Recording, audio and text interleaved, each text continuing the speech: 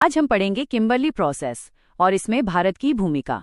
यह topic ethical trade, global governance और diamond economy से जुड़ा है। यह मुद्दा न्यूज में इसलिए है क्योंकि भारत 2026 के लिए किम्बरली प्रोसेस का चेयर बना है। इससे भारत की भूमिका ग्लोबल साउथ लीडर के रूप में और मजबूत होगी, खासकर कॉन्फ्लिक्ट फ्री डायमंड गवर्नेंस में। अब समझते हैं किम्बरली प्रोसेस क्या है। किम्बरली प्रोसेस एक ग्लोबल इनिशिएटिव है जिसका उद्देश्य कॉन्फ्लिक्ट डायमंड्स के व्यापार को रोकना है। कॉन्फ्लिक्ट डायमंड्स वे डायमंड होते हैं जिनका उपयोग रिबेल ग्रुप्स हथियार खरीदने और आर्म्ड कॉन्फ्लिक्ट फंड करने के लिए करते हैं।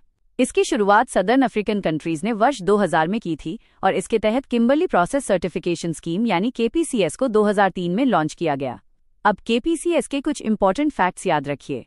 ये कोई फॉर्मल इंटरनेशनल ऑर्गेनाइजेशन नहीं है और न ही ये लीगली बाइंडिंग ट्रीटी है। इसका कोई परमानेंट ऑफिस या स्टाफ नहीं होता।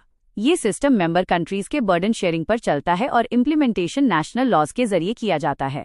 इसमें लगभग 60 पार्टिसिपेंट्स हैं जो 86 देशों को रिप्रेजेंट करते हैं और ये दुनिया के लगभग 99.8% रफ डायमंड प्रोडक्शन को कवर करता है।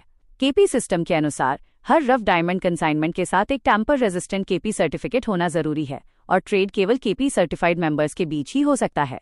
अब भारत की डायमंड इंडस्ट्री की बात करें। भारत की एकमात्र कमर्शियल डायमंड माइन है मझगांव माइन, पन्ना मध्य प्रदेश और पन्ना डायमंड्स को GI टैग भी मिला हुआ है। भारत रफ डायमंड्स इंपोर्ट करता है UAE, बेल्जियम और रूस जैसे देशों से। सबसे इम्पोर्टेंट फैक्ट ये है कि आज लगभग 90% दुनिया के डायमंड्स की प्रोसेसिंग भारत में होती है, खासकर सूरत और मुंबई में।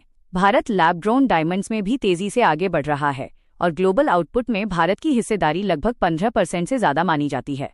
अब किम्बरली प्रोसेस भारत के लिए क्यों जरूरी है? क्योंकि इससे भारत के डायमंड एक्सपोर्ट पर एथिकल ट्रेड बैन का रिस्क कम होता है।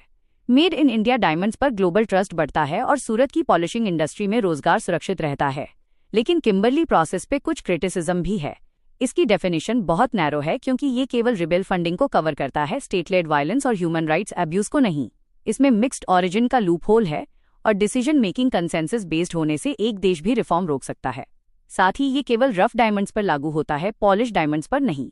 अब भारत 2026 में चेयर के रूप में क्या कर सकता है? भारत डेफिनेशन को ब्रॉड कर सकता है, ब्लॉकचेन बेस्ड ट्रेसेबिलिटी को प्रमोट कर सकता है, इंडिपेंडेंट ऑडिट्स की मांग कर सकता है और अफ्रीकन प्रोड्यूसर कंट्रीज में कैपेसिटी बिल्डिंग को सपोर्ट कर सकता है। कंक्लूजन, किम्बरली प्रोसेस चेयर 2026 के रूप में भारत सर्टिफिकेशन रिफॉर्म, बेहतर ट्रेसेबिलिटी और कॉन्फ्लिक्ट डायमंड की डेफिनेशन को एक्सपैंड करके एथिकल डायमंड ट्रेड और ग्लोबल गवर्नेंस को मजबूत कर सकता है।